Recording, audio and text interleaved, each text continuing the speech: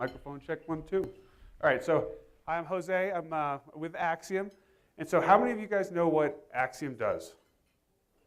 All right, so Acxiom does a lot of stuff. Most people think of this kind of like our data. We build big honking databases. We have linking technology, et cetera. So I'm specifically in Acxiom Digital Impact, which is our, if you guys have been in the industry for years, you'll see us bring back digital impact. So what is old is new again. So we're going to kick a little ass there. But the point is that what we do is we have our own email platform, Impact, and then we also provide a range of services around email. Obviously production and account management, but strategy, and then also kick-ass creative. And that's it for the sales piece. So last year, or earlier this year in Captiva, we sponsored a lunch presentation as well. And we got our timing wrong. So I think we went 45 minutes that time. We're going to do less than 15 today. Okay, so let's just, it'll be fairly quick. We hope the presentation is valuable for you. We hope there's some good stuff here. And we'll move on, all right? Can you guys hear me okay? Great.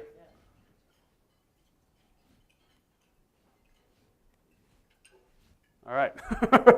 All right. So you take a look at the pictures here, right? So we have a person texting while they're driving. I do not recommend that at all. Don't do that. We have a woman also playing on her phone, et cetera. The point here is that devices are shifting, time is shifting, place is shifting. And this is presenting a huge challenge for marketers. And the question for us today is really how do we adapt to this? Just with all the things going on, we really need to figure out how to adapt. I mean, if you consider yourself, right, about 50% of the communications that are going out there are being received and then being manipulated with gesture-based navigation. That presents a challenge. So we're going to talk a little bit about this. So, in terms of, at Acxiom Digital Impact, we believe that this is presenting a huge opportunity for brands that are willing to adapt their marketing tactics. And communication is pervasive right now. Everything is being supported by outbound messaging, and everything needs to be optimized around the right time, right device, right content, all that sort of stuff. All the stuff we always talk about, right?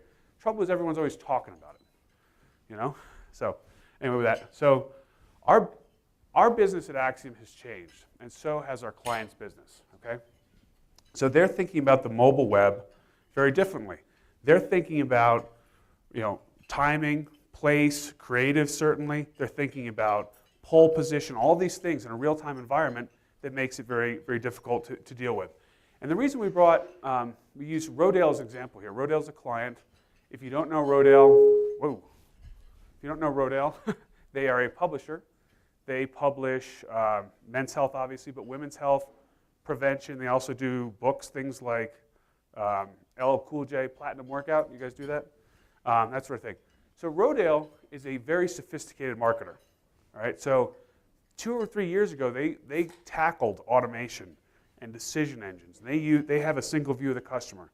They take in multi-channel data, transactional data, et cetera, and they put it out in real time, and they put it out in basically all automated email streams. So they're not coming up that level, but their business has changed like many others.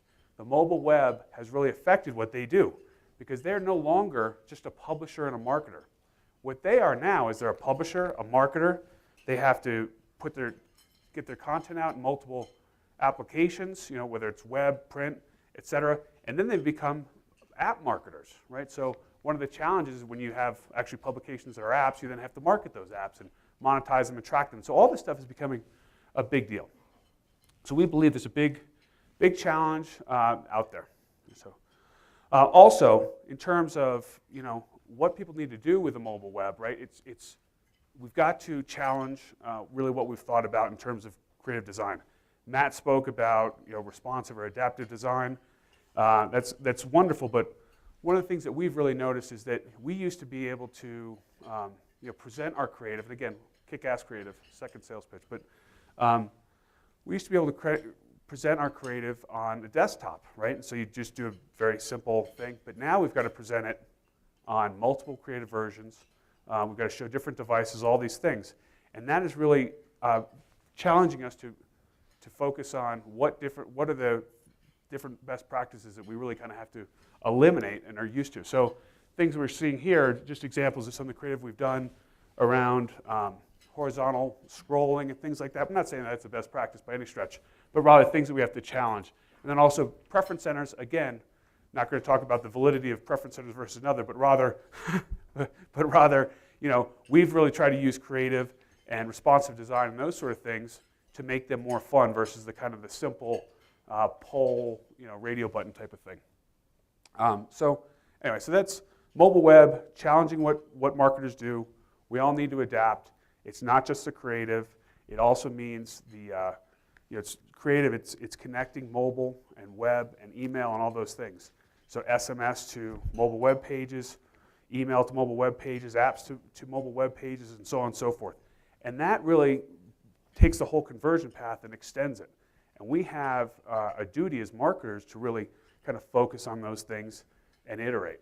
So just out of curiosity, how many people here have iPhones? Okay. How many people have Androids? All right, nice. All right. The reason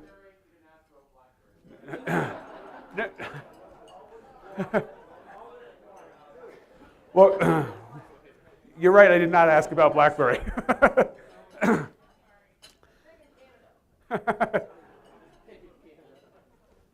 So, it's funny. But so the reason I asked that question is because, because I want to talk to you about some trends that are going to help you really get some extra budget next year. This is slow.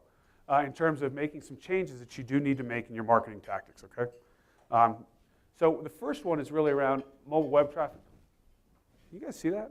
Well, anyway, 18% of internet traffic now is mobile. That is up from 1% in 2009, okay?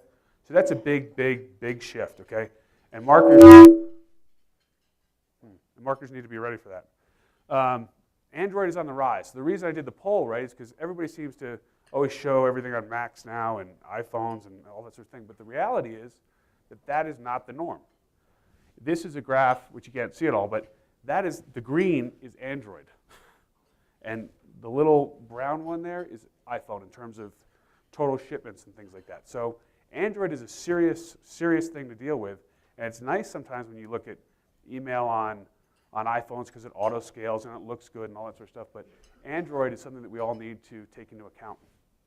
A third is that there are devices in every hand. Today, 29% of adults have tablets. So who has a tablet? All right, you do. Who has a non-Apple tablet? Okay. Hey. Yeah, I was going to say. So, but the reason I bring that up though is that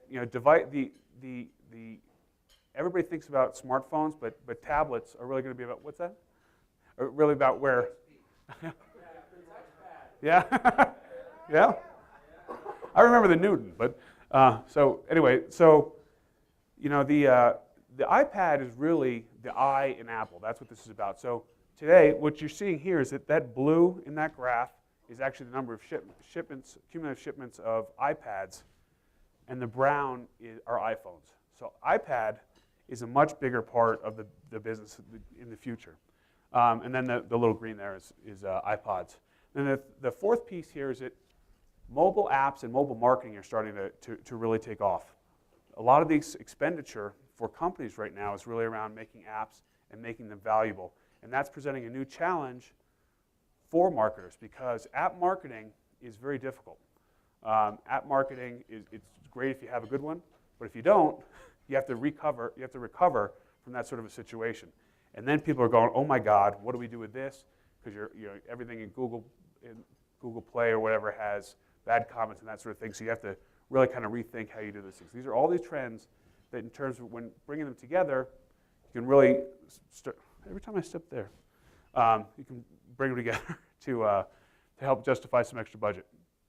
In Acxiom, I live, obviously in a data world, but I also live in a digital world, right? And so we believe that actionable insights are the key to everything, and actionable insights are based on data, okay? And when I say data, I don't mean Acxiom data. That's helpful, but I also mean data that comes from your email programs, et cetera, and being able to leverage that information for better use. And so with your email platforms and things like that, you want to make sure that you can get those data out. You want to be able to leverage them for triggers, and you also want to be able to bring them back into a database, a centralized database, that you can leverage with propensity models and that sort of thing. So in terms of really what's going on? It's this mic. In terms of really where we begin, in terms of framing the problem, we really want to think about starting with the mobile experience right now. So as marketers, especially email marketers, 50%, at least 50% of our time in terms of email production and that sort of thing is around creative, making it right. All right, and this is a pain in the butt because you have to make sure that it's right all across the board. And so earlier today, when we were talking about mobile and adaptive design, screw this. It's really annoying. But when we were talking about mobile and adaptive design earlier today, it was really kind of in terms of special projects or things like that. They're kind of kicking off and that sort of thing. And the challenge today is around making that productionalized, right? So it's fine to do one template, it's fine to do that sort of thing, but really now people need to make it in terms of templates, making a production process. If you're in a financial services institution, bringing in dynamic content, and showing that via legal is a very difficult challenge. And that's one of the things that we help people with. And the key around this is to connect all the pieces.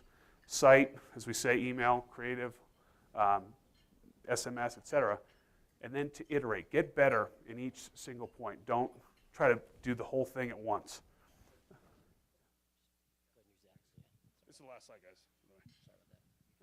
guys. Thank you. And then in terms of technology, technology helps you iterate quickly. Platforms and partners and things like that really help us get to things better. So I would say, and even though this is an unpaid plug, companies like Movable Ink and others help us make our emails and our other creative better.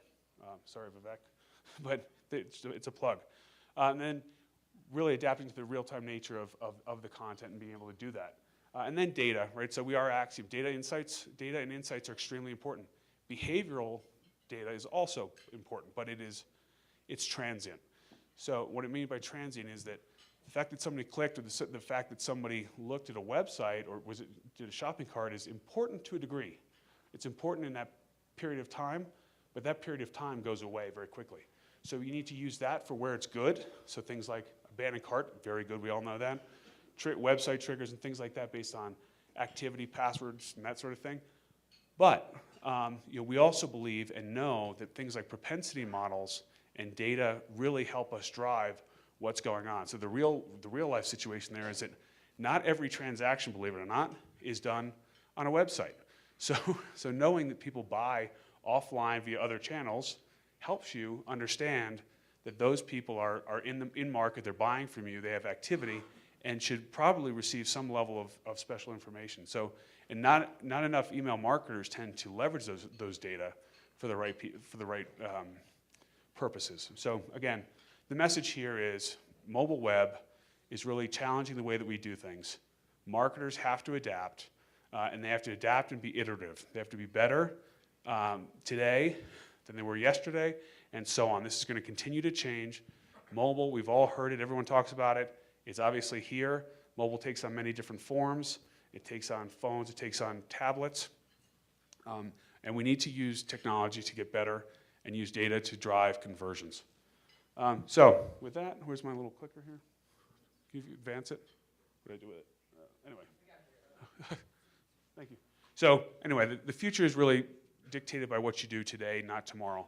And really the point here is getting started and really focusing on learning from your data, learning what your traffic is, making sure that you understand that the conversion path is all connected, and optimizing, iterating and getting better in each one of those ones. And that is it for me. So thank you very much. Sorry for the microphone challenges. Thanks, Jose. Anyone, Lauren, question? Yeah. Just a comment in that although Android devices are way outselling the iDevices, there's a lot of data out there that shows that people are much more engaged in purchase at many times fold of Android devices. And some people argue it's sort of a measurement issue, but still everything I've heard sort of supports that for some reason there's something psychological and sort of behavioral that's different about iPhone, iPad owners than Android device owners? Sure. I mean, so that may be true. I think the key thing with that trend is that that's today, right? Remember, 2 years ago they didn't exist, or whatever. I mean, so we're talking about getting ready for the future and a long-term, bright future in marketing, right? So that may be true today. I don't know whether the stat is true or not, but I do know that what we're seeing last year, our clients, specifically our retailers, called us, in early December and said, oh shit, we got all these click-throughs that are going on, and nobody's buying via devices, and that has started to shift, and that started to shift across the board.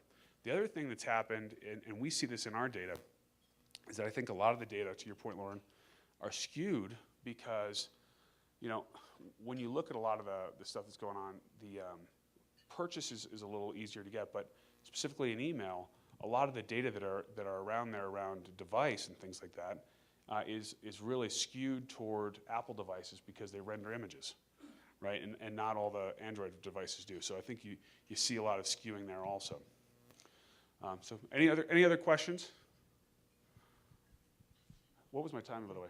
I don't know. You came in pretty good. 13 minutes. 13 minutes. Wow. So, but I am going to use my other two. Do your other 20 right now. Go. No, so, but one of the things I just want to say is thank everybody for your time. I really appreciate it. I really enjoy these events. I really enjoy kind of being here, and it's really nice to see the email marketing industry and the people that are in it.